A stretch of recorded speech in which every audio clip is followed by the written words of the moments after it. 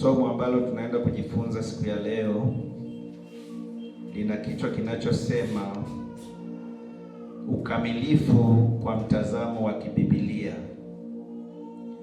Ukamilifu kwa mtazamo wa kibibilia. Ukamilifu kwa mtazamo wa kibibilia. Mambo ya Walawi 19:1-2 sambamba na Mathayo 5:48. Tasoma Mambo ya Walawi 19:1-2. Bwana akanena na Musa akamwambia, nena na mkutano wote wa wana wa Israeli, uwaambie, mtakuwa watakatifu kwa kuwa mimi Bwana Mungu wenu ni mtakatifu. Mathayo 5:48.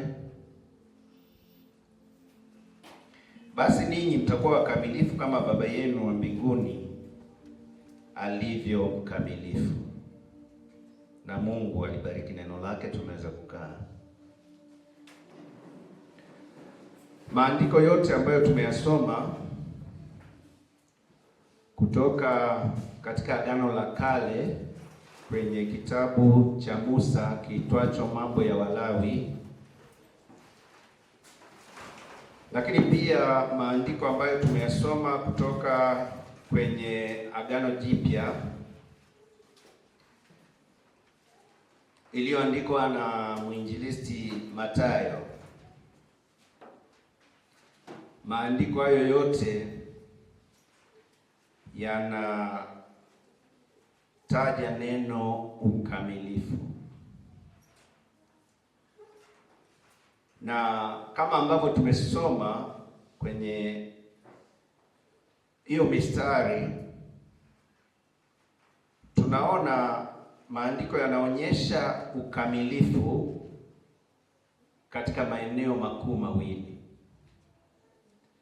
Yanataja kwanza ukamilifu wa Mungu, lakini hayaishii tu kutaja ukamilifu wa Mungu, yanataja pia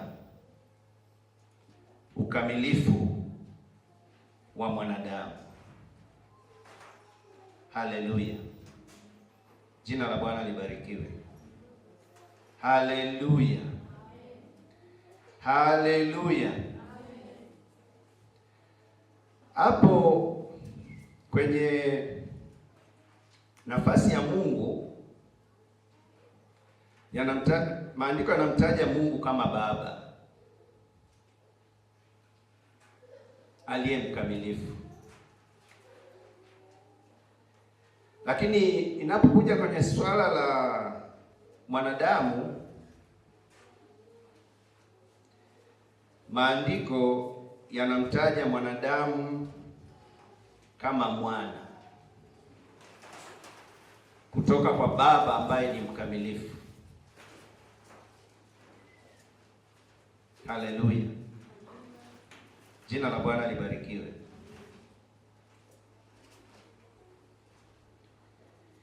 Na katika Agano la Kale kwenye Mambo ya Walawi, mahali ambapo tumesoma, tunaona Mungu akimwambia Musa aweze kunena na mkutano wote wa wana wa Israeli, na waambie watakuwa watakatifu kwa kuwa yeye Mungu wao ni mtakatifu. Kwa hiyo maandiko haya yanazungumzia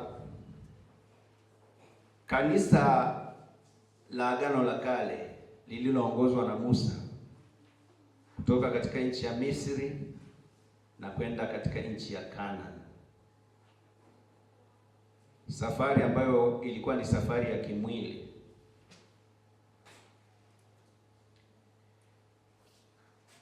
Lakini pia katika Agano Jipya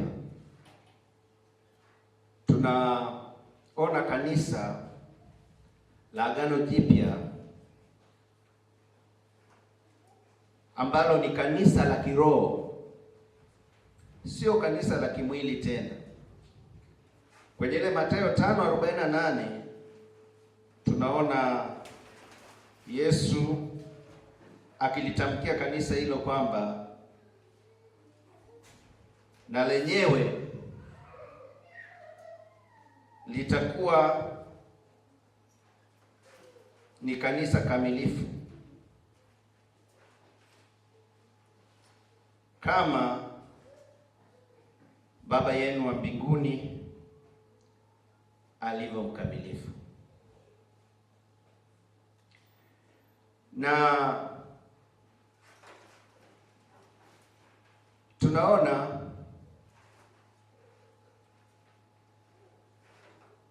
kama ilivyokuwa kwenye Agano la Kale, msisitizo wa ukamilifu unaonekana. Anasema mtakuwa watakatifu.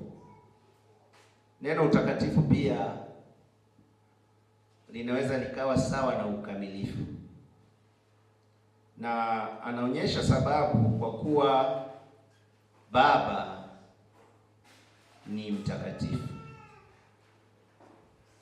Kwa hiyo tunapoangalia eneo la mwanadamu, yeye ni mwana, anachukua nafasi ya uwana, lakini Mungu anachukua nafasi ya ubaba. Anasema mtakuwa wakamilifu kama Baba alivyo kamilifu, au kama Baba alivyo mtakatifu.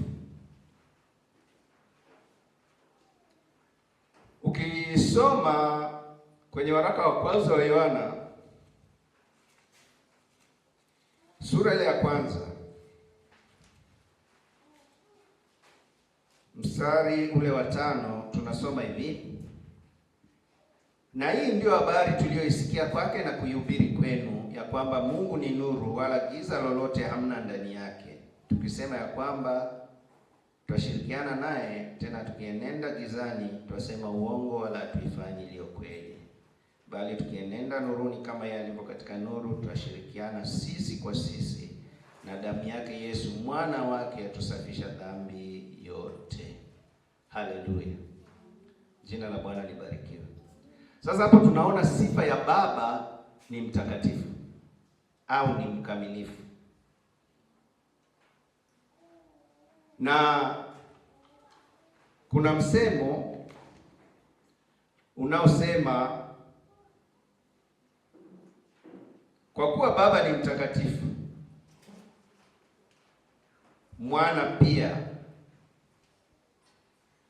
ufanana na baba yake. Baba ufanana na mwana kutokana na vinasaba au DNA. Na msemo wa Kiingereza unasema son like a father, yaani mwana huwa kama babaye. Yaani mwana ni lazima afanane na baba yake, ni lazima afanane na baba yake. Anafanana na baba yake kutokana na vile vinasaba kutoka kwa baba yake au DNA.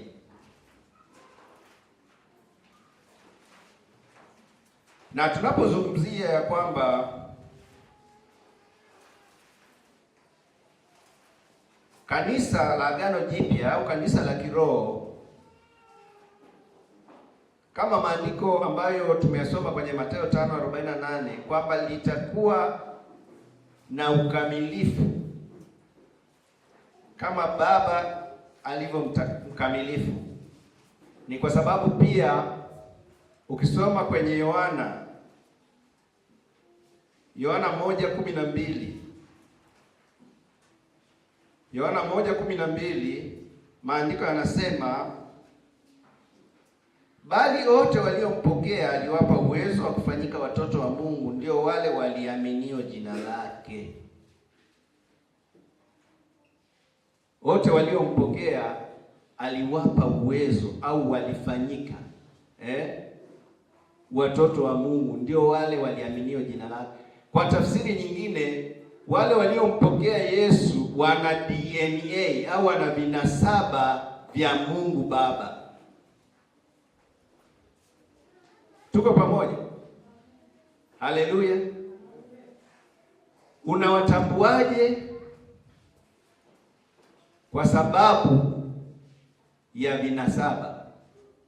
Na ndio maana inapotokea tofauti yoyote kwamba je, huyu ni mtoto wa nani au ni mwana wa nani, kinachoweza kumtambulisha na kumhakikishia ni vile vinasaba. Haleluya. Tunapozungumzia kwenye uzao wa kimwili, lakini vile vile hata uzao wa kiroho, kuna utambulisho unaohakikisha kwamba huyu mtoto baba yake ni nani. Na ndivyo ilivyo. Yohana anasema wote waliompokea aliwapa uwezo wa kufanyika watoto wa Mungu, ndio wale waliaminio jina lake. Yaani wale waliompokea kutokana na vile vinasaba ndivyo vinavyowatambulisha ya kwamba wao ni watoto wa Mungu.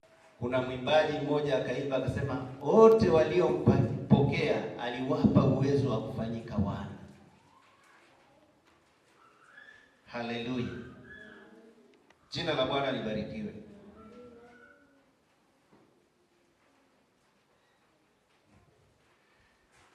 Kwa hiyo, kwa sababu Mungu ni mkamilifu, Mungu ni mtakatifu,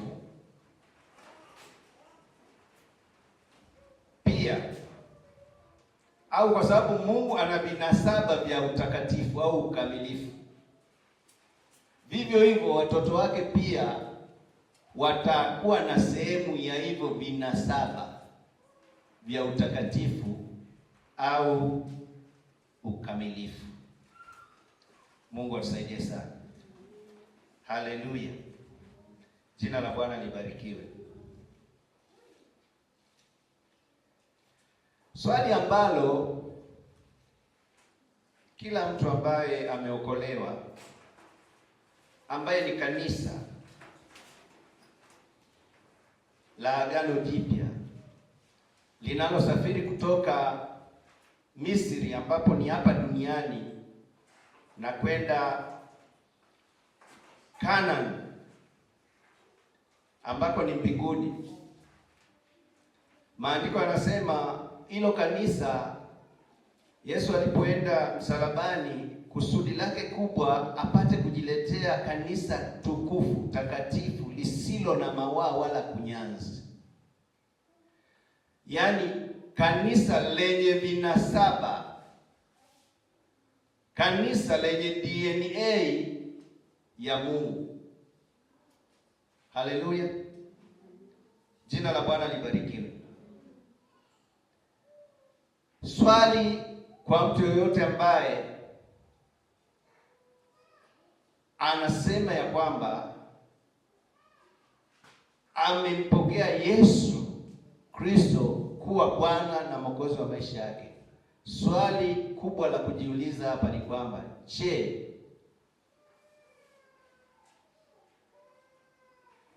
anayo vinasaba hivyo vya Mungu?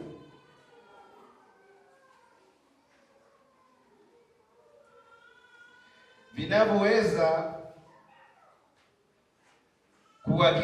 kuhakikishia kuwa wewe ni mwana au mtoto wa Mungu, vinavyoweza kukuhakikishia kwamba wewe umefanyika mtoto wa Mungu. Je, unavyo hivyo vinasaba? Kwa sababu vipo hivyo vinasaba ambavyo vinatuhakikishia, kama kuna vinasaba tu vya baba wa kimwili, pia hakuwezi kukosa vinasaba vya baba yetu wa kiroho, kama ambavyo tumeona. Ukisoma kwenye Warumi 8:15-17 tunasoma hivi. Warumi 8:15-17 tunasoma hivi: kwa kuwa hamkupokea tena roho ya utumwa iletayo hofu, bali mlipokea roho ya kufanywa wana. Haleluya, haleluya! Ambayo kwa hiyo twalia Aba, yaani Baba. Roho mwenyewe hushuhudia pamoja na roho zetu ya kuwa sisi tu watoto wa nani? Wa Mungu. Kwa sababu tuna vinasaba hivyo, Roho wa Mungu hushuhudia pamoja na roho zetu ya kwamba sisi tu watoto wa Mungu. Yaani ukiwa na hivyo vinasaba, kama ambavyo kwenye uzao wa kimwili, hata watu kwa kukutazama tu, hata kabla ya kwenda kupima vile vipimo vya vinasaba vya DNA, kwa kukutazama tu watu wanaweza wakajua ya kwamba huyu anafanana na baba yake,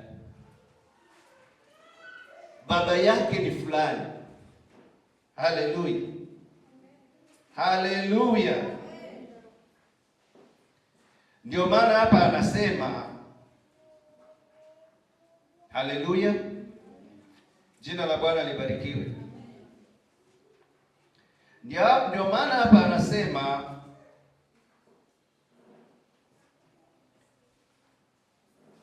kwa kuwa amkupokea tena roho ya utumwa iletayo hofu, bali mlipokea roho ya kufanywa wana, ambayo kwa hiyo twalia Aba, yaani Baba. Anasema Roho mwenyewe hushuhudia pamoja na roho zetu ya kuwa sisi tu watoto wa Mungu,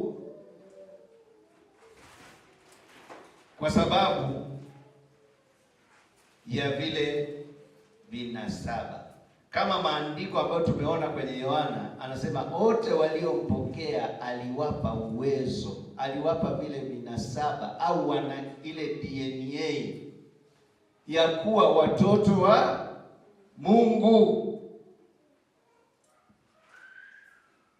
Ukichukua damu yao ukapima,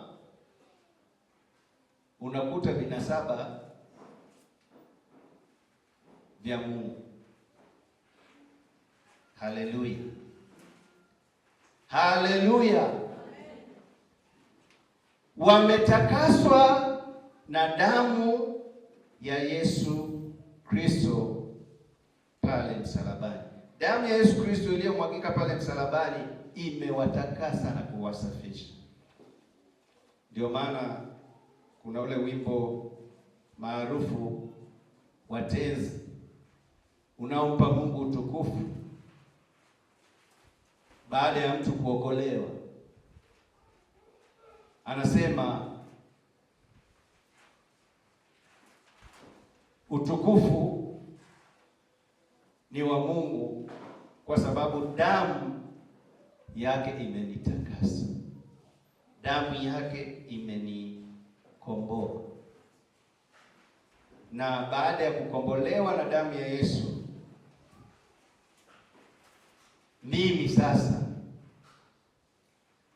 nina uhakika ni mwana wake. Kuna wimbo mwingine tena wameimba, unaimba hivi: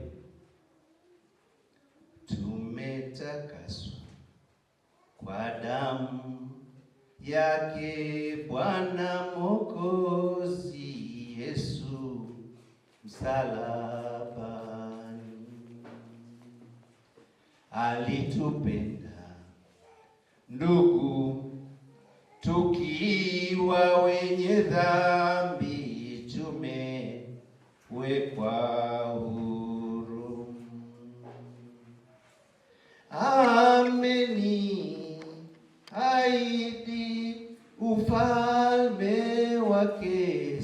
sasa mimi ni mwana wake.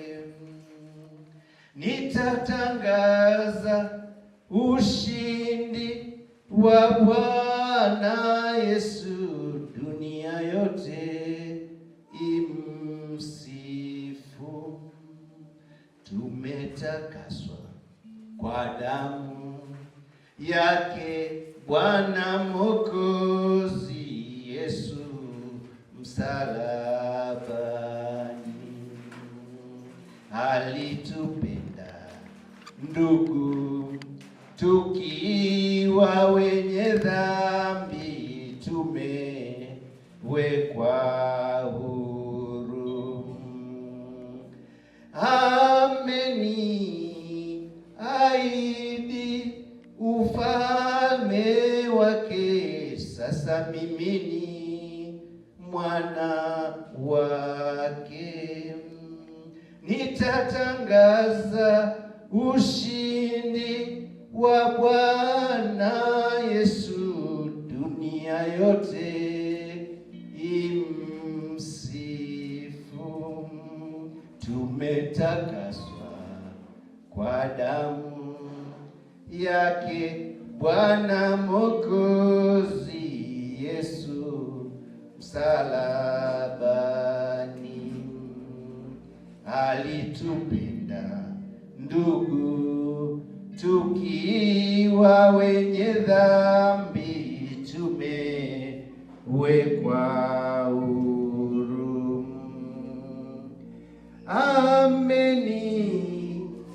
Ameniahidi ufalme wake, sasa mimi ni mwana wake. Nitatangaza ushindi wa Bwana Yesu, dunia yote imsifu. Haleluya! Jina la Bwana libarikiwe. Haleluya! Kupitia kazi ya Yesu ya msalaba tumefanyika watoto wake. Haleluya! Haleluya! Haleluya! Alitupenda tungali wenye dhambi. Sisi sio ambao tulianza kumpenda yeye, ila yeye alituona na akatupenda vile tulivyokuwa tukiwa wenye dhambi, na akakubali kulipa gharama pale msalabani, akasema yote yamekwisha. Hiyo ndio inayotuhakikishia ya kwamba sisi tu watoto wake au tu wana wake, na ukamilifu wetu unamtegemea Mungu, kwa sababu Mungu yeye ni mkamilifu sana. Kiwango cha Mungu cha ukamilifu kwa asilimia zote, na kwa sababu kiwango cha Mungu tunayemwabudu ni cha juu sana, na kwa sababu Mungu ni baba yetu, ndio maana tunapata ya maandiko yanayosema, nanyi mtakuwa wakamilifu kama baba yenu wa mbinguni alivyo mkamilifu. Nanyi mtakuwa watakatifu kama baba yenu wa mbinguni alivyo mtakatifu. Haleluya! Haleluya! Kwenye Zaburi 16 mstari wa 3 anasema, watakatifu waliopo duniani ndio walio bora, ndio ambao ninapendezwa nao. Kwa hiyo inawezekana kuwa mtakatifu na kuwa mkamilifu hapa duniani, lakini tofauti tu ni kwamba ukamilifu wa Mungu uko kwa kiwango cha juu sana kwa asilimia zote,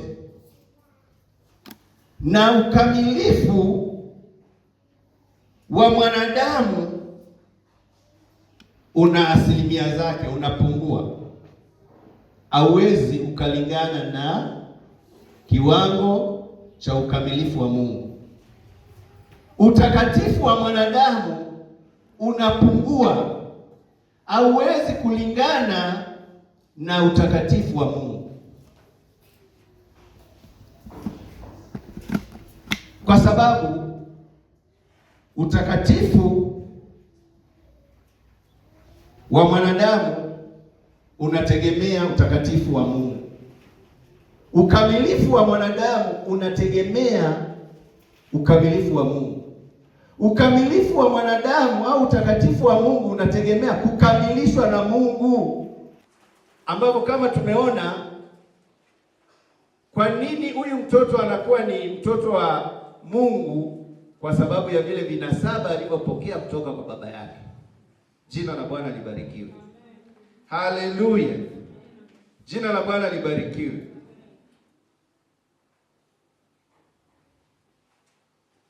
Kwa hiyo ukamilifu kwa mtazamo wa kibibilia ndivyo unavyopaswa kuwa.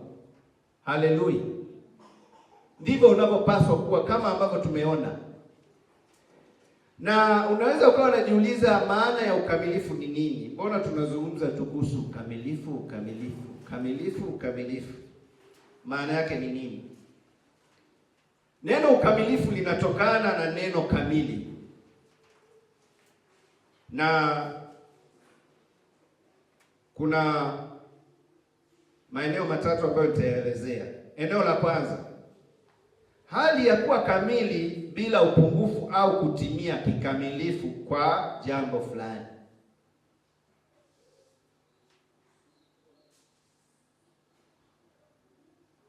Kuwa na sehemu zote zinazohitajika na kutokuwa na kasoro.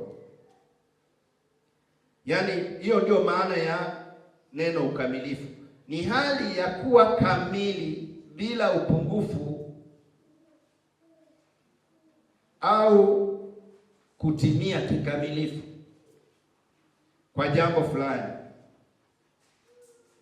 ambalo lina maana pia kuwa na sehemu zote zinazohitajika na kutokuwa na upungufu au kasoro. Yaani ni kitu ambacho kimejitosheleza, ni hali ambayo imejitosheleza.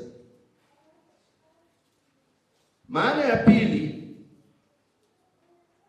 neno ukamilifu ni kufikia kiwango cha juu cha wema, uadilifu au ukomavu wa kiroho.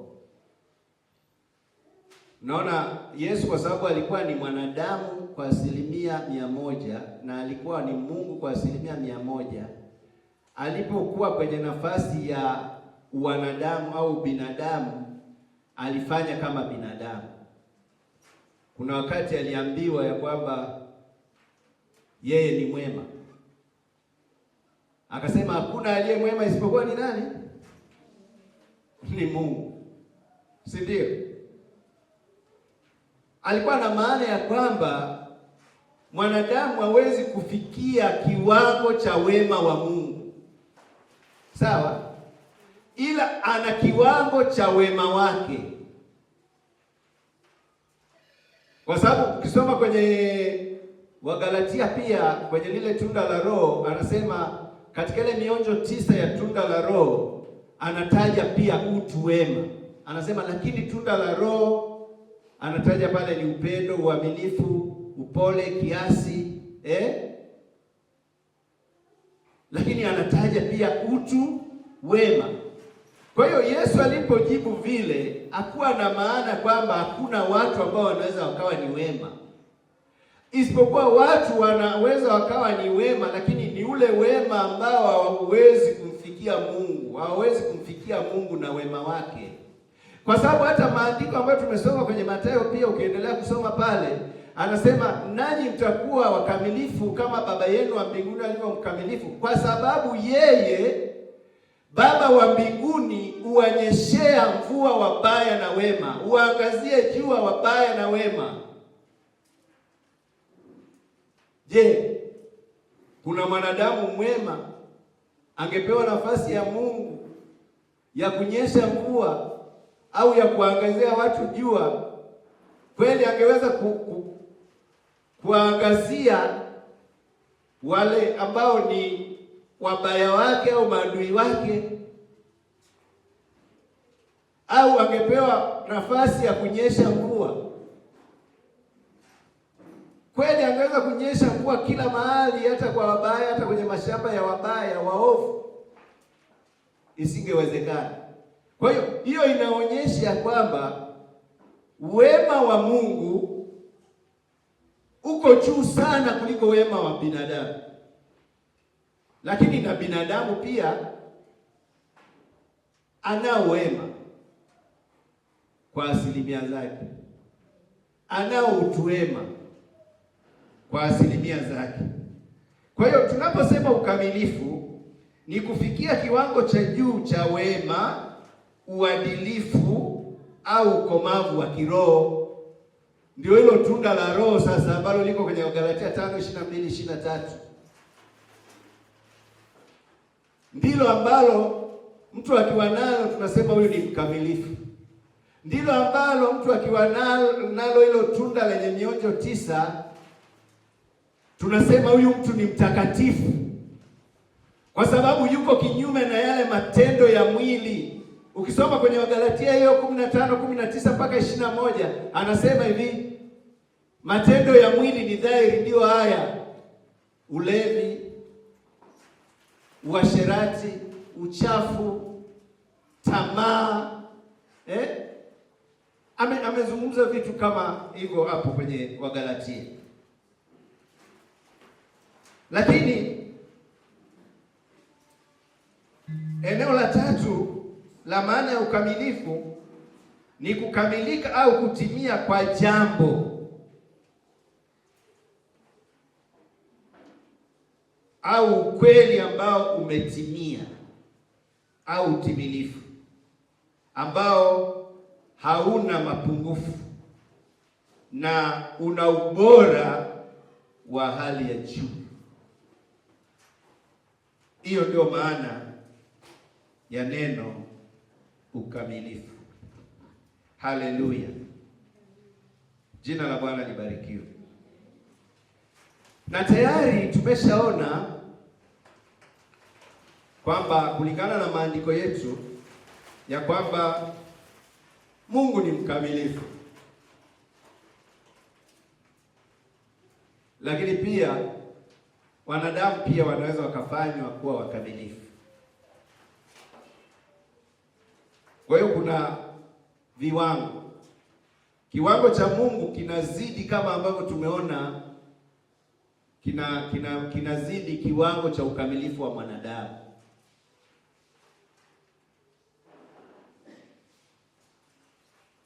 Kiwango cha Mungu kiko juu sana kuliko miungu yote. Kiwango cha Mungu kiko juu sana juu ya miungu yote au juu ya kitu chochote. Ili kumjua na kumtambua Mungu wa pekee wa kweli, ukisoma kwenye Yohana ile 17:3 anasema, na uzima wa milele ndio huu, wakujue Mungu wewe wa pekee wa kweli na Yesu Kristo uliyemtuma. Kwa hiyo ili kumjua na kumtambua Mungu wa pekee wa kweli, tunamfahamu Mungu wa pekee wa kweli kwa utambulisho wake. Yeye anajitambulisha kama Mungu wa Ibrahimu au ahadi. Anajitambulisha pia kama Mungu wa Isaka, yaani Mungu wa miujiza, Mungu mtenda miujiza. Lakini anajitambulisha pia kama Mungu wa Yakobo, Mungu wa mabadiliko, anayefanya mabadiliko chanya. Kisoma wakati Musa anatumwa na Mungu kwenda Misri kuwakomboa wana wa Israeli, alimuuliza Mungu utambulisho wake alipotokewa kwenye kile kichaka kilichokuwa kinawaka moto. Ndio akamwambia, mimi ni Mungu wa Ibrahimu, Isaka na Yakobo. Lakini utambulisho mwingine, Musa alipomuuliza Mungu, Mungu alijitambulisha kwake kama niko ambaye niko. kwenye ile Kutoka 3:14. Yaani Mungu aliyekuweko jana, aliyeko sasa, ndiye atakayekuwako milele na milele. Na ukisoma kwenye Waebrania 13:8 anasema Yesu Kristo ni yeye yule jana, leo na hata milele. Kwa hiyo hicho kiwango ndicho kinachomtofautisha au kinachotofautisha ukamilifu na utakatifu wa Mungu na wanadamu au miungu mingine au kitu kingine chochote kile.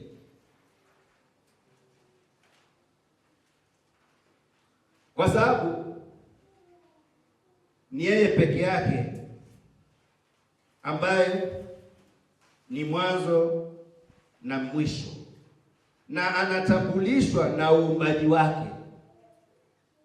Tunafahamu Mungu ameumba mbingu na nchi. Mwanzo 1:1 anasema hapo mwanzo Mungu aliziumba mbingu na nchi. Lakini baada ya hapo tunaona pia Mungu akamuumba nani? Mwanadamu.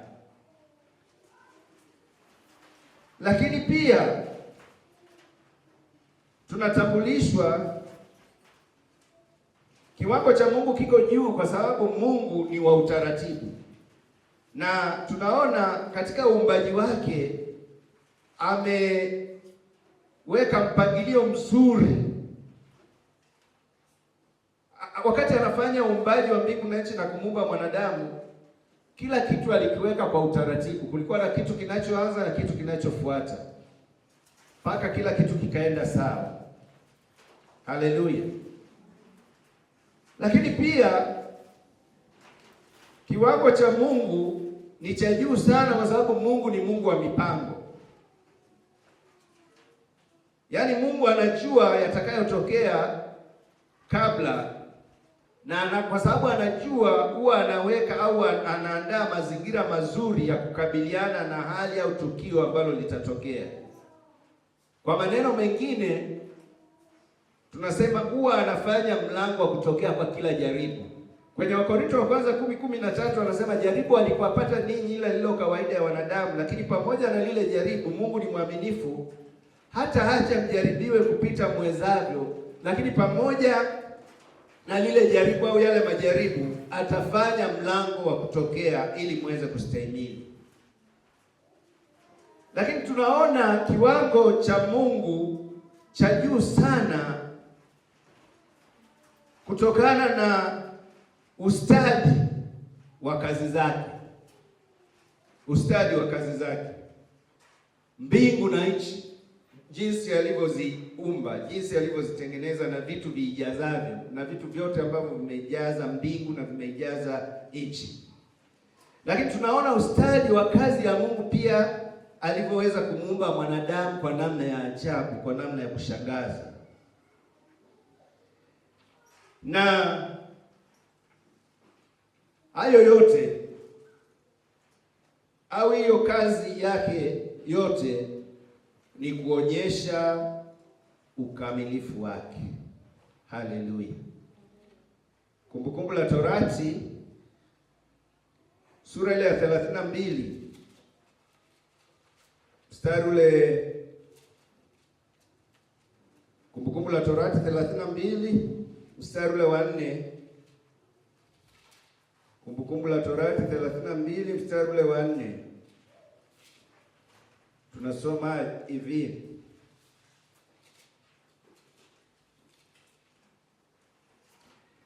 yeye mwamba kazi yake ni kamilifu, maana njia zake zote ni haki.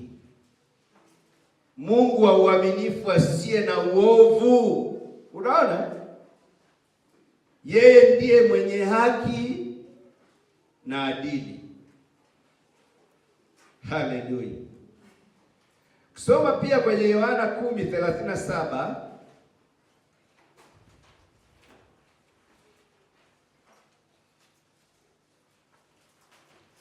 Yohana 10:37 mpaka 38 tunasoma hivi: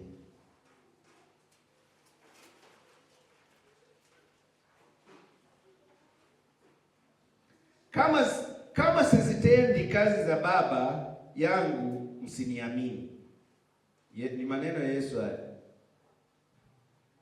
Hapa alikutana na Wayahudi ambao hawakutaka kumwamini, wanataka ishara,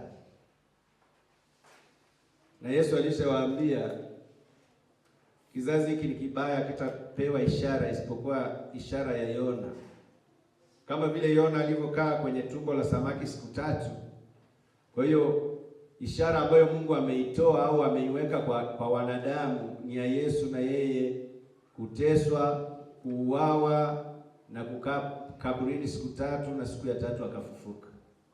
Sasa hawa Yesu anahojiana na hawa Wayahudi ambao hawakutaka kumwamini. Sasa anawaambia, haleluya, jina la Bwana libarikiwe. Sasa anawaambia ya kwamba kama sizitendi kazi za Baba yangu msiniamini, lakini nikizitenda, ijapokuwa amniamini mimi, ziaminini zile kazi, mpate kujua na kufahamu ya kuwa Baba yu ndani yangu nami ndani ya Baba. Haleluya, jina la Bwana libarikiwe.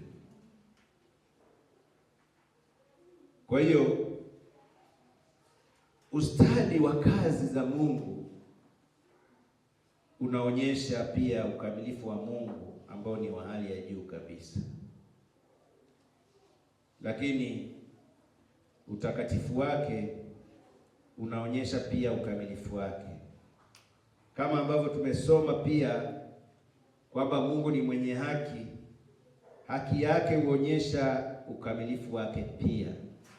Haleluya, jina la Bwana libarikiwe. Haleluya.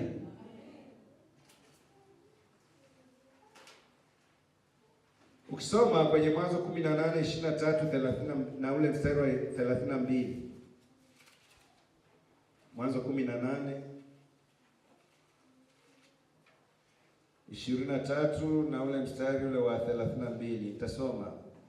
Ibrahimu akakaribia akasema, je, utaharibu mwenye haki pamoja na mwovu?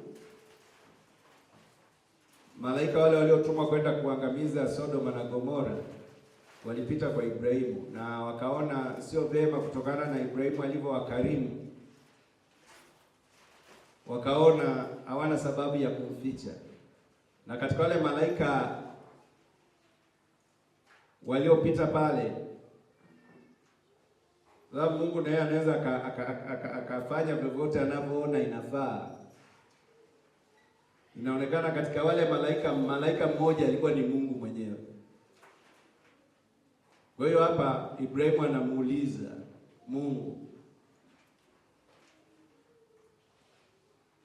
kama itatokea wenye haki wapo kule, utawaanga na wenyewe watachoma moto na wenyewe watahukumiwa? Kwa hiyo anauliza Ibrahimu, je, utaharibu mwenye haki pamoja na mwovu? Na Ibrahimu anauliza hivyo kwa sababu anajua kuna ndugu yake yuko kule, kuna ndugu zake wako kule Sodoma na Gomora, na Sodoma na Gomora inaenda kuangamizwa, inaenda kuteketezwa kwa moto. Unaona jinsi alivyokuwa anamuuliza Mungu, akawa anapunguza idadi kwamba wakiwemo wenye haki wangapi, je, utaangamiza? Lakini hapa mwisho kabisa anasema, mstari wa 33 anasema, basi Bwana, nisome nianzie 32. Akasema, Bwana asiwe na hasira nami, nitasema mara hii tu, huenda wakaonekana huko 10. Yaani amepunguza kabisa sasa idadi kutoka 50 mpaka 10. Ndio maana anamwambia Mungu asione hasira, basi aombe tena idadi ipungue. Anasema huenda wakaonekana huko 10. Akasema sitaharibu kwa ajili yao 10. Basi Bwana alipokwisha kuzungumza na Ibrahimu akaenda zake, Ibrahimu naye akarudi mahali pake. Haleluya, haleluya, Jina la Bwana libarikiwe.